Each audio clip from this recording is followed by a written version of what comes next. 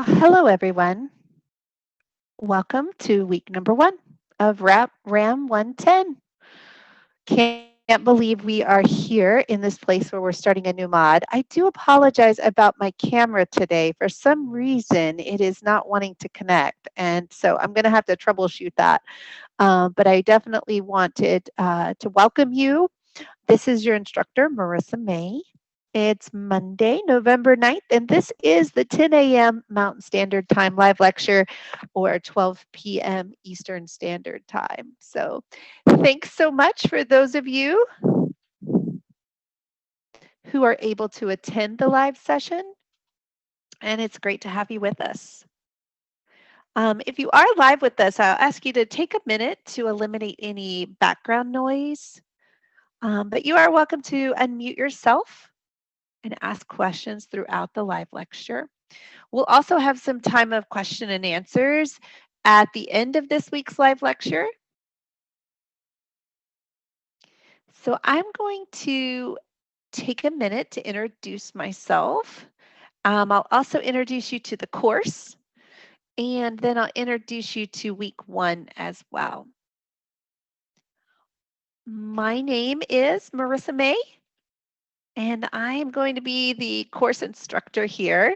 Let me share my PowerPoint so you can see my crew.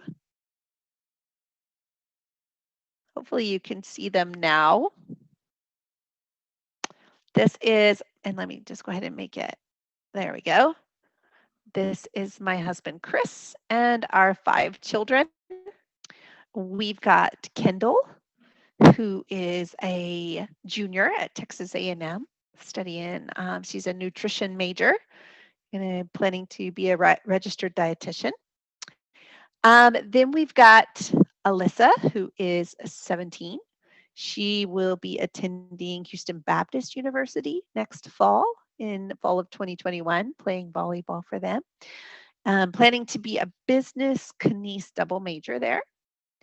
Then we have Bethany, who is 14 going on 22. Those of you may have some children like that. And then and Bethany is a freshman in high school. And then we have Colin, who is 11. He is a 5th grader. And we have Caleb, who is almost 9. He'll be 9 at the end of this month, and he is a 3rd grader. So super excited to be with you all. We have a lot of fun. And those of you who have kids, you definitely can relate that they're growing up fast. And or if you don't have kids, or maybe your kids are grown, think about your nieces and nephews and the fun that they can be just to be around. So as we get underway here in a new mod and a new course, I want to be transparent as much as possible and help everybody with the learning curve, because I know it's going to be taking some adjustment and we're going to get through this. So this week, we're going to have live lectures. I'm going to, because I teach 3 different sections of RAM110, you have 3 different options to participate in. And so hopefully you saw those time frames. Part 1, we're going to go over the content for this week and make sure that we get you those live lecture quiz answers as well. And then part 2, which will be later in the week, we're going to look at the discussions and the assignments. So if you want some help kind of going through each of those pieces and parts, we definitely can do that. You can choose whichever part of the live lecture you want to participate in or watch. I'll be sure to give the live lecture quiz answers in both parts of the live lecture so that you don't miss those. I also want to remind you that we have a lab instructor. The lab instructor will be going over, they'll be hosting their own sessions, going over resources and assignments and other things to help you in a little bit smaller setting. So you might find that the lab instructor can work one-on-one with you. They can work in a small group, 2, 3, 4, or 5 of you, whereas the live lecture is open really it's open to everyone, and the lab sessions are open to everyone too. We just find that not always do an enormous number of students participate in those. So I love having the lab instructor available. Um, they'll also be reaching out to you to schedule some things with you. And if you have any questions or please feel free to let either one of us know. We are working together to help you be successful in this class. In addition to that, we also have the Academic Support Center. The Academic Support Center is available. We have learning coaches, and there is still a lot of great resources each and every week of the course. So there's three components really to your success, and I think the first one is to communicate with me. Communicating with me is so very important. If you have a question, make sure you're making it your top priority to reach out and send those over to me so that I can know.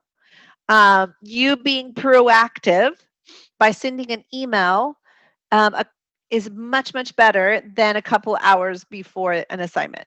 So do know that you're probably not going to get an answer if you send an email a couple hours before the assignment is due really fast and then, like in the middle of the night.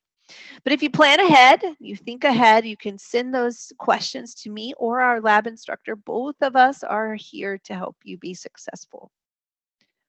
In addition to that, our live lectures are such a huge critical component of the course. This is where we're going to be going over the content. We're going to be going over the discussions, going over the assignments. And sometimes students, want to save time and say, oh, okay, I'll just, forget the live lecture and just dive into the content cold. And many times that just doesn't work so well. So make sure that you're participating and watching the recordings if you're not able to attend.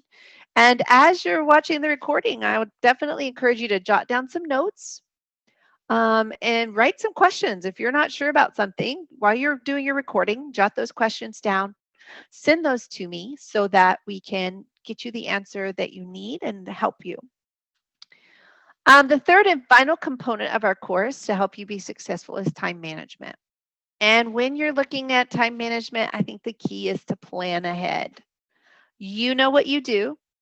You know that what you have going on for the next 4 weeks as we begin a fresh new mod. And you also know what we are, committing here. So with your work commitments and family commitments, social commitments, and extracurricular things, you'll have to add in your study time. So you know what days you're going to be able to study and what times you're going to be able to study. Be sure and pencil that into your calendar. And then when life happens, you'll know you'll have the backup time. You were planning for Tuesday night. If something happens, well, now that time is going to be on Thursday morning. I think whatever the case is, you just want to be very, very intentional with your time, because keeping up with those due dates is important so that you don't get behind. So with that, let's go ahead and take a look here at Canvas. I'm going to pull that open for us.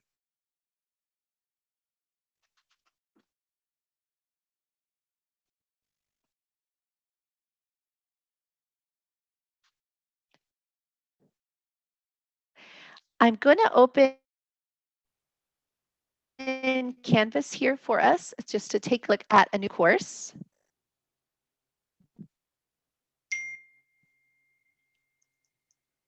And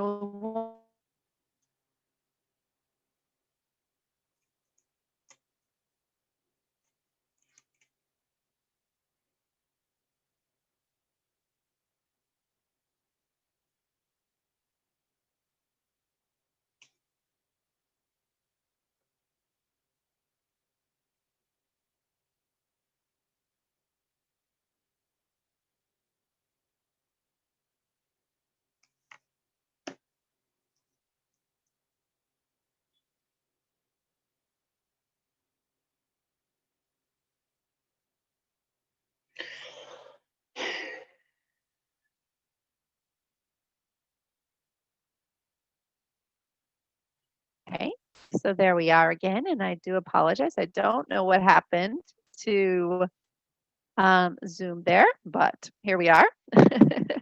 Okay, let me share my desktop again.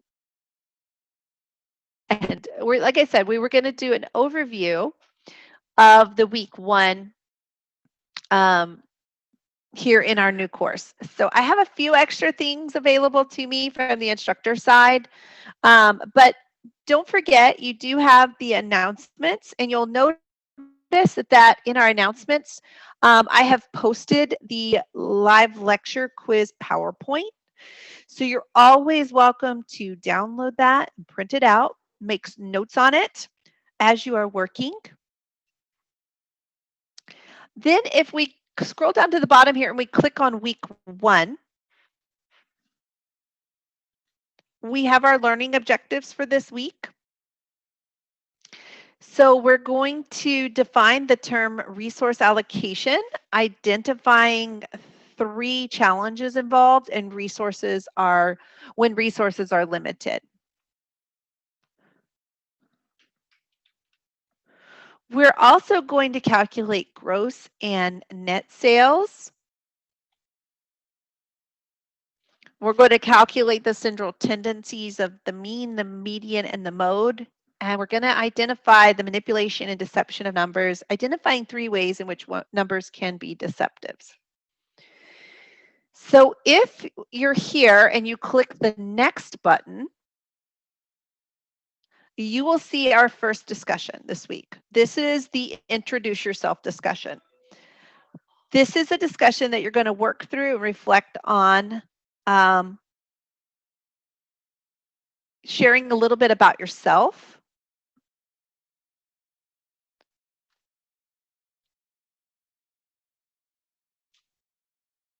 All right, and then when you scroll down here, you click the next button, and this is where we have our first main discussion we're going to look at.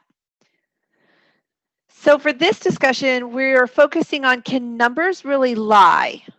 And again, with each discussion, there is always a career relevancy piece that is in the background.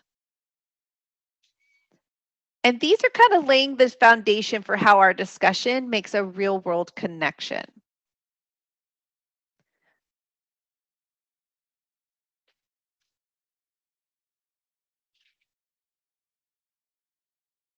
Okay. And so let's scroll down again, and we'll see, this is where you can click reply right here and put your first post.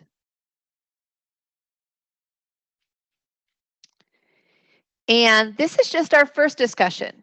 We have 2 discussions every week because we're now in a 5 credit hour course.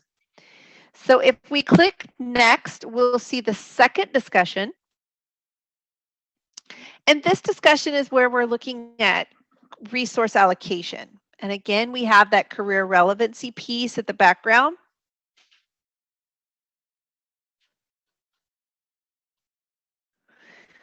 So you can be sure that you are addressing the prompt. And there's a great little checklist here. Just make sure you're addressing each of those bullet points. And then you've got your requirements for your replies as well. I think those are really nice to have. No, you're fine, Shanna. Thanks for joining us. Okay, so when you scroll down to the bottom, you click next, and this is going to take you to the assignment for this week. Now remember that all the background information here is leading up to a specific prompt, a specific scenario, okay? And each one of these questions here needs to be answered because they are referring back to the learning objectives, which then refer back to the grading rubrics. So you'll want to make sure that you address each one of them. I'll be sending out a video link that kind of walks you through completing this assignment step by step. And I'll also, in our next session, I will be open to the shorter sessions, the 30-minute sessions. I will be available to walk through the assignment if you need help with that. Also, our lab instructor will be holding sessions that are geared towards this. So, okay. Also want to point out that once you answer the 2 questions here, then you have the 250 word summary. Make sure that you have both parts of that. Okay, so as we scroll down here, you can see the rubric, and we click the next button. And this is where we're brought to our week number 1 assessment. So there's no time limit on the assessment. I think that's important. Students ask that a lot, but you only have 1 attempt. So be sure to get plenty of time to review your answers, review your discussions, and make sure that you are prepared. You will have at least 1 essay, 100 words or less, in each assessment. And so there's plenty of time for you to write that. Okay, then when you click the next button, you're brought to the week number 1 live lecture quiz. And after we have finished the live lecture today, I'll be sure to give the answers to this live lecture quiz so that you'll be good to go and you can just go put them in there. And I would do that right after our session so that you're sure you get all of those. And then when you click next again, you'll be taken to week number 2. So also don't forget about your daily checkpoints. Make sure that you're signing into the course each day, completing 1 daily checkpoint question. Also keep in mind if you complete more than the minimum requirement of daily checkpoints that you're able to earn some extra credit. So those are always nice to have each week. All right, so I'm going to stop sharing that and I'll pull my PowerPoint back up.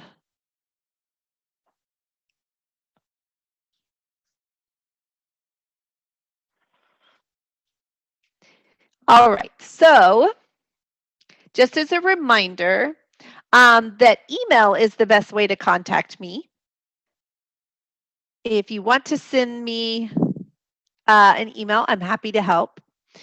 Shanna, no worries there. She says it's been my tough subject. It's always been one for me. No worries. If you're willing to put in the hard work, we have a ton of resources to help you finish the course successfully. So you're going to be just fine as long as you're willing. You know, truth be told, I have a lot of students that say similar comments, and my point to them is this. Most students, and I've been teaching RAM110, I've been teaching for IU for quite a while. Most students, if they complete every assignment, I didn't say get them all right, if they complete them, they pass the class. Because we just believe in giving you all of these resources to help you do your very best. So I would just encourage you to continue to practice and make sure you watch your deadlines so that you don't miss anything.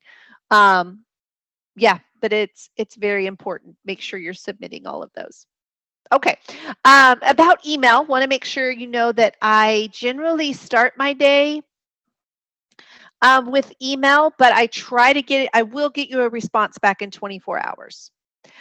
You can also call or text me. The number in my contact information is a cell phone number, so feel free to use that as necessary. So just to recap, you've got discussions 1 and 2, you've got an assignment, you've got an assessment, you've got the daily checkpoints, and you got the live lecture quiz. Also, don't forget about the lab sessions that are available. Those are great to go over additional assignment resources, and make sure that you're addressing all the pieces and parts. I haven't, Jessica. I'm wondering if you sent it to me or you sent it. If you sent it just recently, I haven't checked email since early this morning, like 5 a.m. because I was doing some grading. And no worries, Shanna, you're fine. Okay. So let's go ahead and take a look. Okay, perfect. We talked a little bit about the learning objectives. We talked about defining the term resource allocation, identifying 3 challenges. We're going to calculate the gross and net sales. We're going to calculate central tendencies, mean, median, mode. And we're going to identify manipulation and deceptive numbers and identify 3 ways which numbers can be deceptive. So that's, again, everything that we're doing, seeing how it ties back to these learning objectives. All right. So when it comes to making decisions, let's do some self-reflection here. Are you someone that uses a lot of data? When you make your decisions, do you look at a lot of data, whether it's at work or personally or anything along those lines? You can type yay or nay there in the chat to me or to the whole group. And if you're watching the recording, you can reflect on that individually. How do you go about making decisions?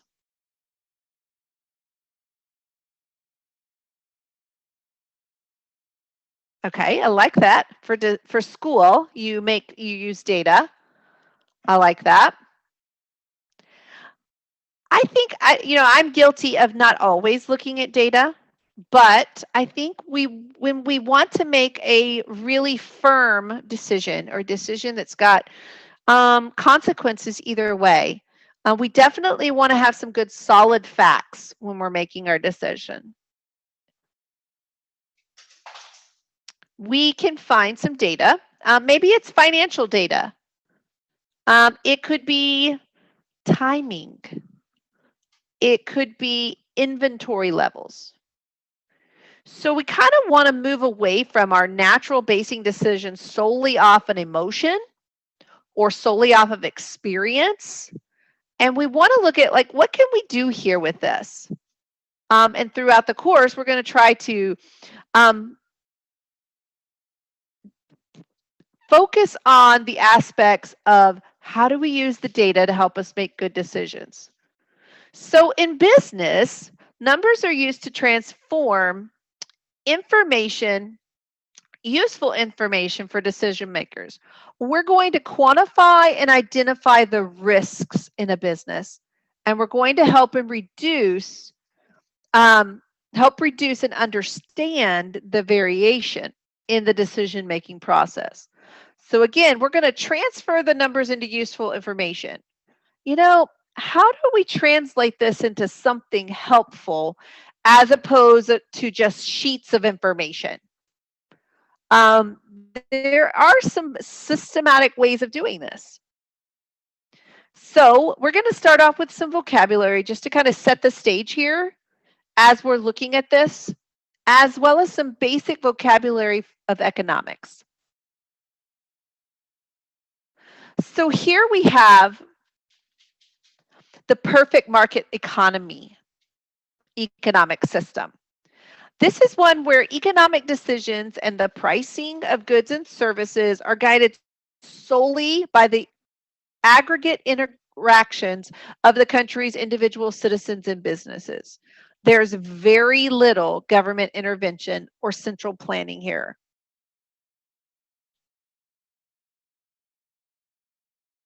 And don't forget, you're going to have access to this PowerPoint in our announcements.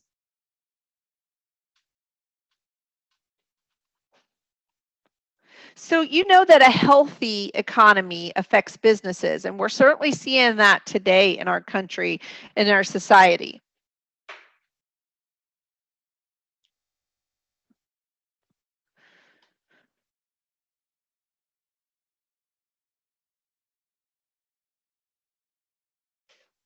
Okay, so next we have equilibrium. Equilibrium is the condition or state in which economic forces are balanced. I think that's important. And economic equilibrium may also be defined as the point at which the supply equals the demand for a product. where the equilibrium price exists in this hypothetical situation. This is where the supply and demand curves intersect.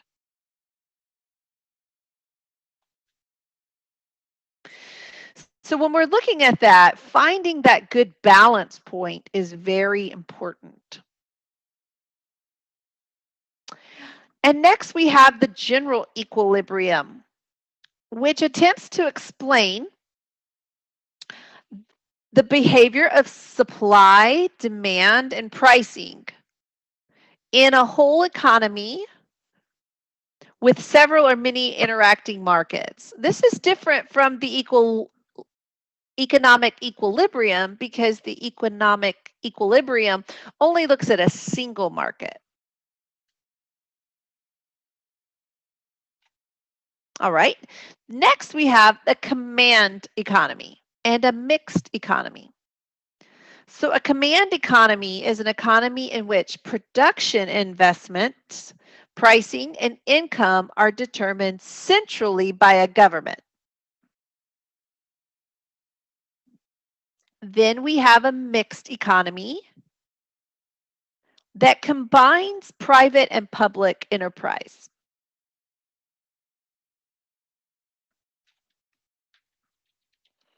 So again, you have various levels of how much the government is involved, how much the blending of public and private enterprise here as well.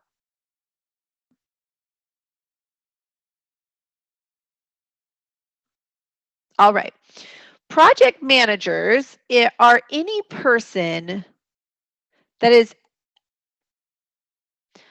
been in charge of the planning and execution of a particular project. Now, if you've ever worked as a project manager, go ahead and say yay or nay there in the chat.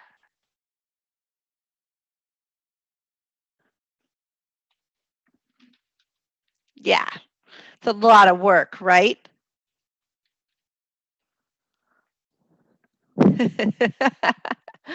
Yeah, project managers, I like to think of them as the jack of all trades, right? You've got to be a little bit of everything to each person to be able to help in whatever capacity is needed. Project managers are definitely good for business because they are in charge, right? They you can have a project manager over a project, right, and see it from beginning to end.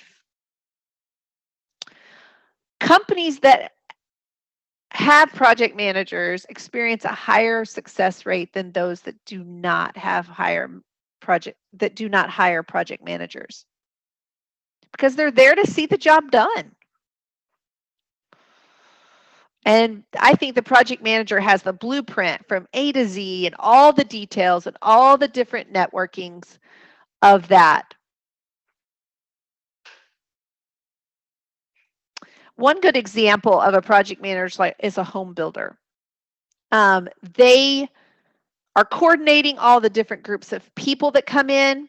I mean, you want the drywall people to come in after the electrical people, right? Because if you put up the drywall and then the electrical team comes in, you got to tear down the drywall and patch it back up again and all sorts of things like that.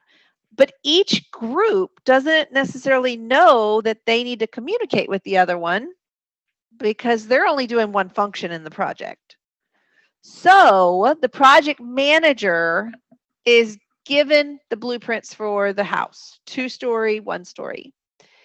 And they're not necessarily in the middle of the project. They're able to stand back and say, okay, this is a 1-story house, but we're going to go ahead and make it 2 stories halfway through the project. There might be a little bit different things you might need to do, but everything can be mapped out in the blueprint.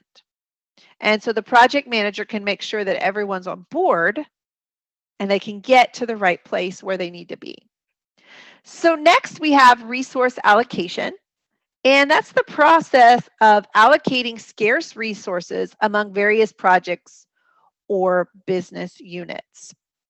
Prioritizing the project to make resource allocation easier is where you're going to decide where to put your resources and for how long to put them.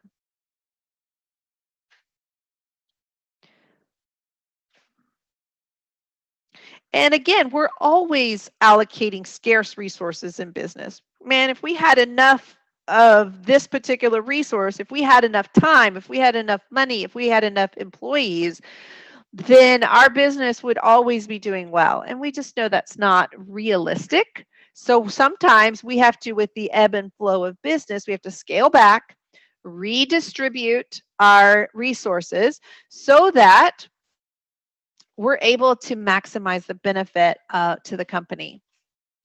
And we're going to talk a lot more about resource allocation this week and next. All right, so back to a little bit more vocabulary. We have normative economics, and we have a closed community. The normative economics express value judgments about economic fairness or what the outcome of public policy regarding the economy ought to be. For example, we have values on Medicare and Social Security. We also have veterans benefits.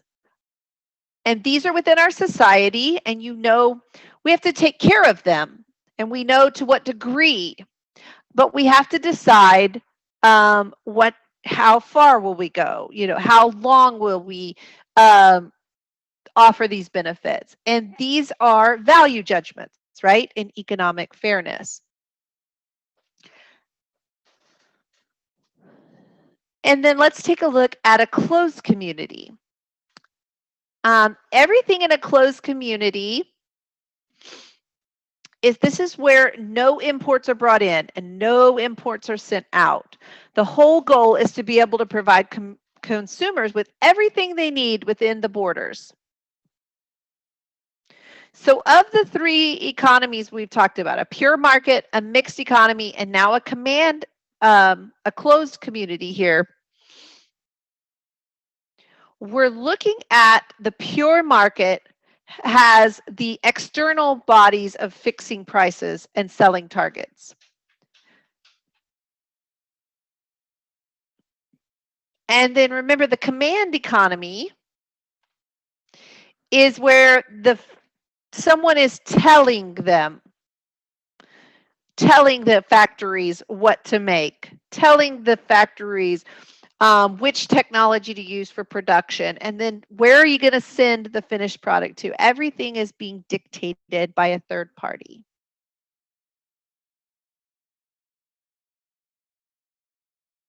Okay. So we have those three markets: the pure market economy, the mixed economy, and the command economy. Then we have some basic vocabulary of statistics that we'll need here as we are looking at our variables. We've got categorical or qualitative variables that have values that can be placed into categories, either yes or no. Are you in this political party or that political party? Do you like this color of carpet or this color of carpet, right? You're placed into one category or the other. Then we have numerical or quantitative variables, and these have values that represent quantities. Discrete variables, these come from the counting process. This is where this might be the number of children you have, right? You have one child or 3 children, right? You're not going to have 2.7 children. Then we have continuous variables, and this is more from the measuring process. This might be your age, right? So while you may say, well, I'm 34, you're really 34 years, 7 months, and 27 days, right? So it's more of a measuring process as opposed to a discrete variable. I like that, Shanna, 0.7 as a dog or a cat. I love this diagram. because it kind of puts our variables in the right perspective.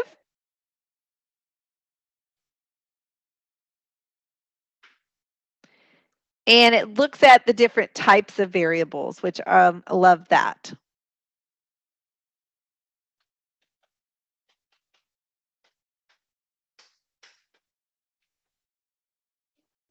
Okay.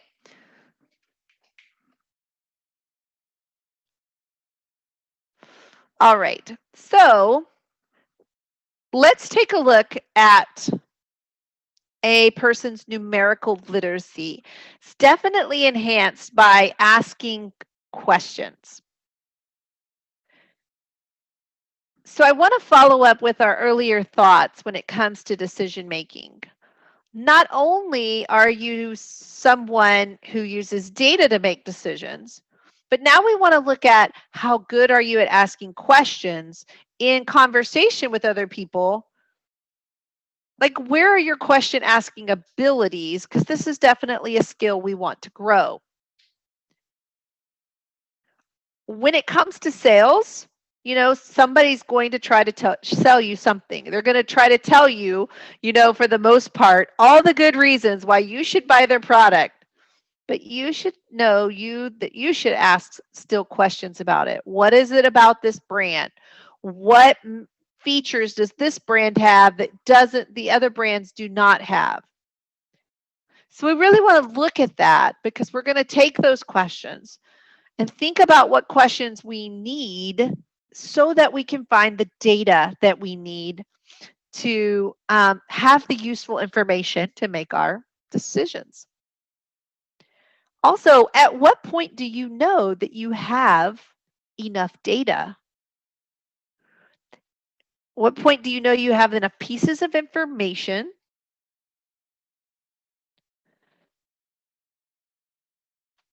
like, how do you actually know that you know something that's not just a fluke, like it happened and it's not just random, but you actually have something that's meaningful?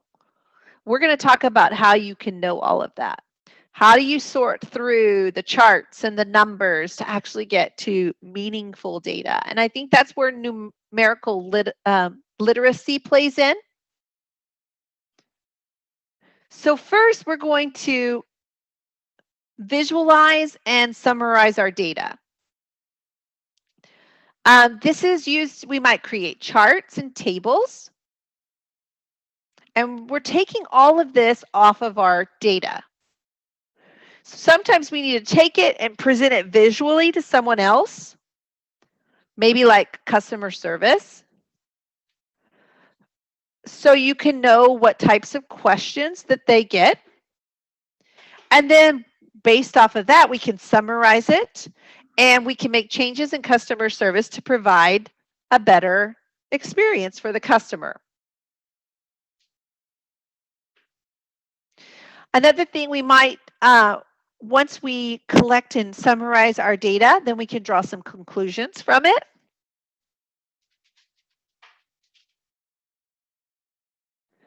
This is used sometimes by small groups to actually make conclusions based off large data and then apply it to some smaller groups. And this is a case where I can't help but think about Amazon. Amazon's constantly looking to improve their service by having their own transportation, right? They want their own workers on their own planes, having their own brands. But at the beginning, they couldn't do that. So they were using other companies that have already had delivery services in place, and they use them to get a product faster to the customer. This allowed them to expand. But they are constantly trying to look to improve their business process. So you'll gradually see Amazon making small changes based on the data that they are collecting. And I think that's important. Right? I love Amazon too. And they're a great business to watch as they change and improve their processes. Okay, so this week we do have a little bit of calculations to work through. In terms of all of the weeks of the course, this is going to be the week when you're actually going to do what you might refer to as calculations. But we're going to stay within the measures of central tendency. So if you've looked at a statistics class, or maybe you're taking a stats class, this is a good introduction to that, because we're going to look specifically at the mean, the median, and the mode for a group of data. So the mean is the average of the set of numbers. So basically, we're going to add all the numbers up and divide by the total number of numbers in the set. That's going to give you the average. That takes everything into account. No piece of data is left out. You're just going to add them up, divide by the number that you have there, and that's your mean. Now, in comparison, the median is the middle of the numbers. It's often called the halfway point in the set. So in order to find the median, you'll need to put the items in order from least to greatest. And once you get them in order, the median is right there in the middle. I often think of like slashing one high number, one low number, one high number, one low number until you get to the middle. That's a nice way to be able to find the median. And then the mode. So the mode is the number that appears the most often in a set. It's pretty helpful because it doesn't just work with numerical values, but it also works with categorical data. So if you're looking at an IT department and you're trying to decide what's the number one reason why people call IT, that's the mode, right? And it doesn't have to have a value.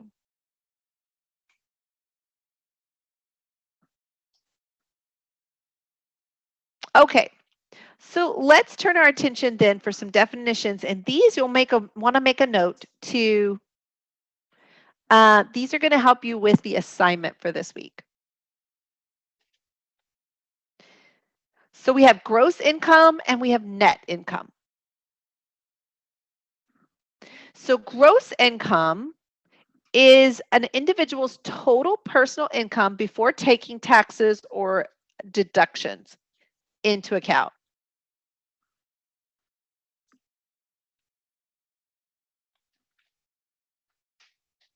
So how much you are bringing in altogether.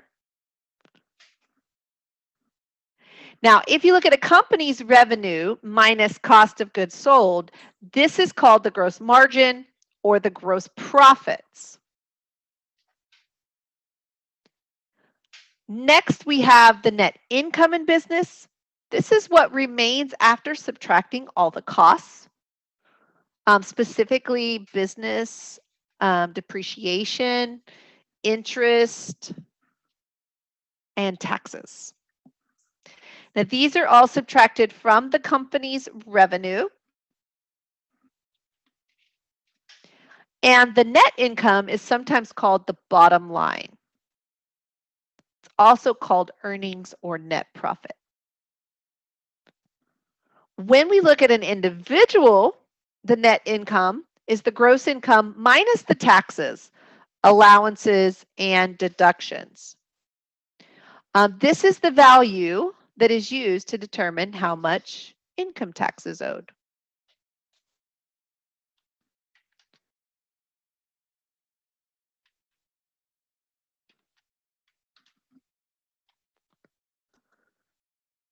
Okay, so these are letting you know how much is brought in and how much do we actually get to take home once we pay labor and taxes and materials. What is the actual profit? All right, so I love this video here by Khan Academy. I'm going to stop my share here So I can pull open our video. This one's a really good one. It's one of my favorites. Love Khan Academy. It's a great resource. Breaks things down so that we can understand it. So let me grab that.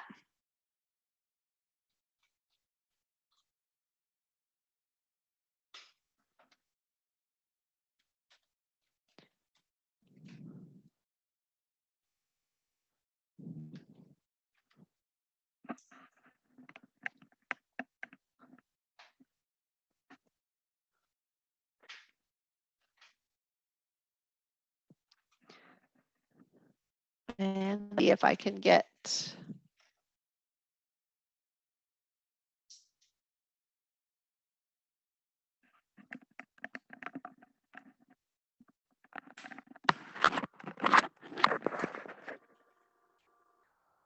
a traditional income statement. And as we get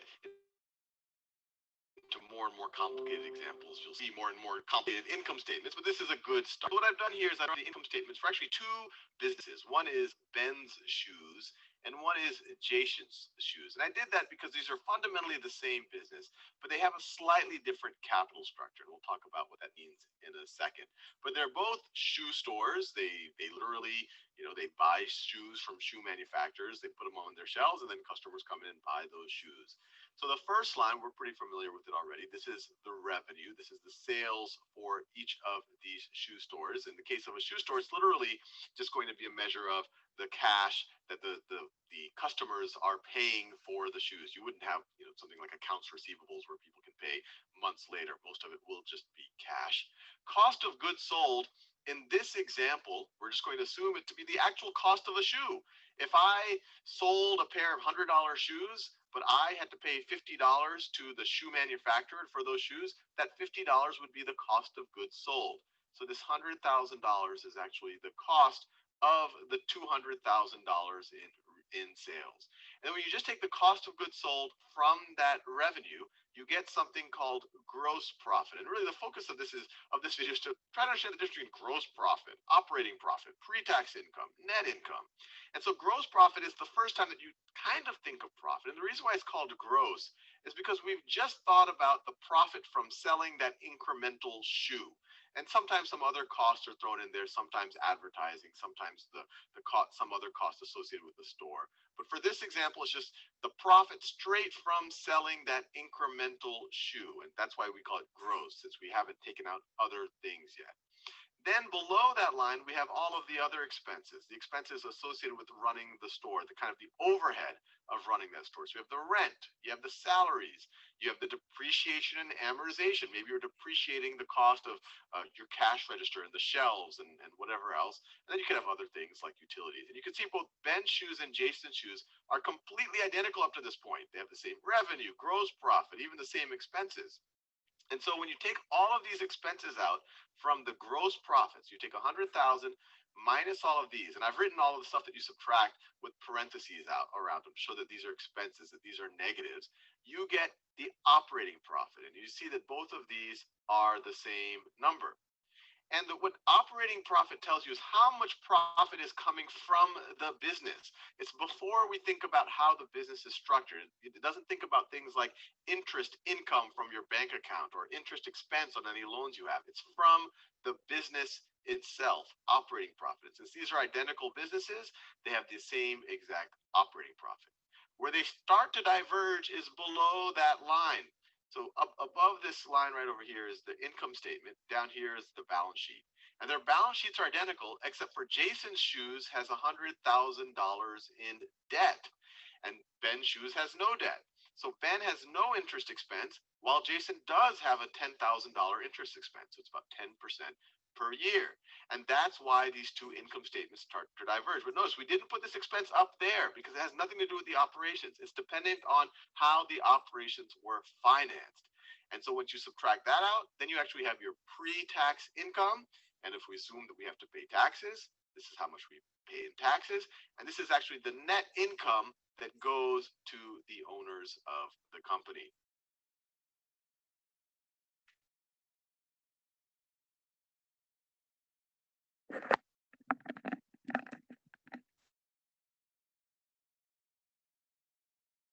All right, so let me stop my share there. I'm going to bring my PowerPoint back.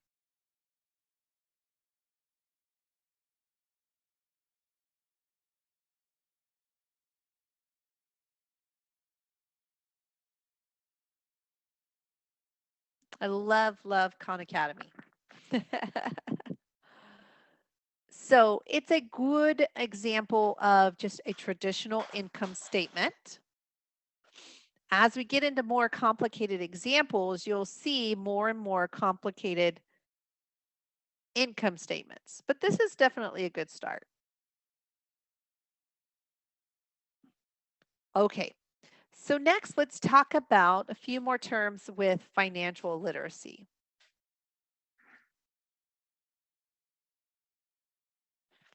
So we have the principal, and principal is the money that you borrowed or lent.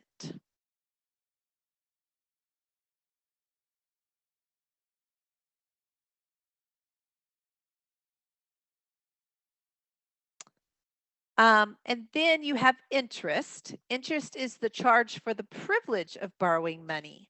And this is generally given as an annual percentage rate.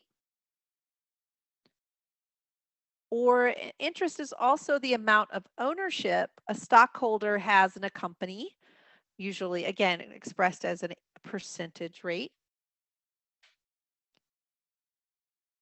And as you know, you probably obvious here, if you're lending the money, you like the interest. And if you're borrowing the money, of course, you probably don't want that. And, you know, but these rates change all the time. So particularly you can refinance loans if the rates have dropped and save quite a bit of money there. So with interest, we have two types. We have simple interest, then we have compound interest. The simple interest is a quick method of calculating the interest charged on simple interest because it's determined by multiplying the interest rate by the principal by the number of periods here. Compound interest can get very complex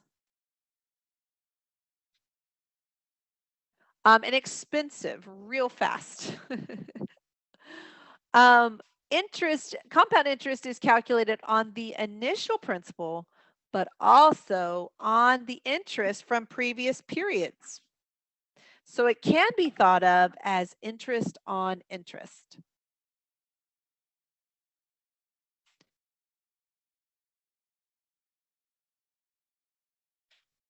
Okay.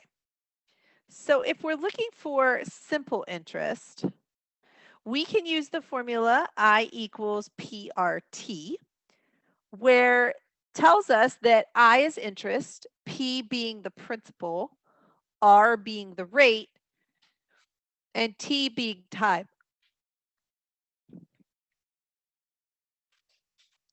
And this is just a very simple equation that you can use.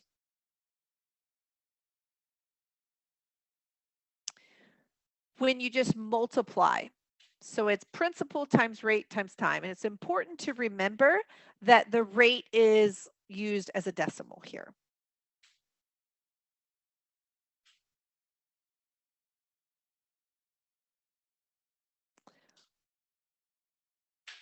So here's a good example of a friend wanting to invest in a franchise. They need $55,000. That means the principal is going to be $55,000. And the interest rate we can give him is 3%. Now, because this must be written as a decimal, it's easiest to go ahead and do 3 divided by 100 and get 0.03. This is what we're going to use actually for the value of R. And we told our friend he needs to pay us back in 10 years. So that means the value for our time is T. So we know that T is 10. So we can plug these all into our formula. Remember, principal times rate times time, PRT. so that we can multiply our 50,000 times our 0.03 times our 10. And that's going to give us 16,500. Now, that's just the interest our friend's going to owe us. So we're going to add this 16,500 to our principal of 55,000 to get 71,500. So that means that my friend is actually going to pay us back 71,500 in payments for the $55,000 loan. So again, I really like that simple calculation of multiplying the principal times the rate times the time to find our value there. So I've got some more examples here, some budget examples. And we have time for just a couple, maybe one or two. So 3 salespeople had gross sales in January. What is the total gross sales? So with Sylvia being 3,955, we have Janice at 2,345, and we have Alex at 2,520. So if we want the gross sales, we're just going to grab our calculator, going to add up all 3 of those to get $8,626.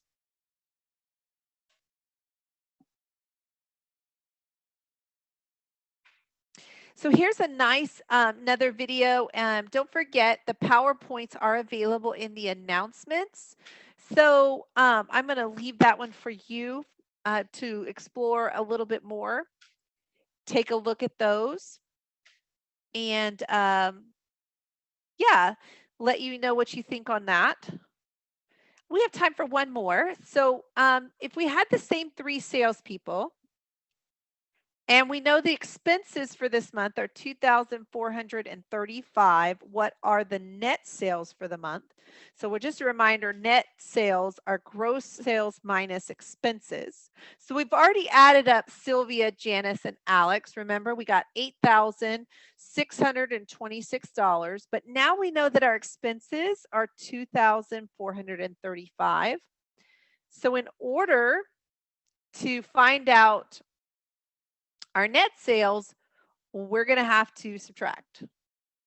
And so if we subtract that, we should get 6,951. All right. So I'm going to go ahead. Our time is almost up for the hour today. Don't forget, we've got a couple other sessions I'll be hosting this week. You can take a look at those. And then my 30-minute sessions towards the middle and end of the week, if you want to walk through the nitty-gritty with me as I look at some of the deliverables, I would be happy to do that with you. I would be more than excited for you to join me at one of those times. I did promise a Q&A session here at the end. So I'm going to pull up my live lecture quiz answers. Just a moment. Thanks for your patience there. So I'm going to pull those up while you have a chance to put any questions in the Q&A pod for me. If you do, I would love to answer those.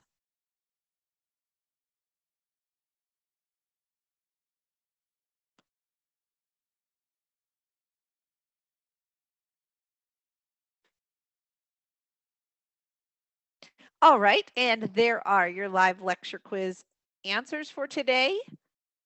I want to thank everyone who stopped by for today in our session. It's been a very interesting, very fun. Like I said, please feel free to reach out. Lots of good information this week. We wanted to help you definitely get a jump start on that. If there's anything I can do to help, you have my contact information inside of the course. It's been my pleasure to be with you for this live session, and I hope to see you again soon. Let's have a great week 1, everyone. Bye for now.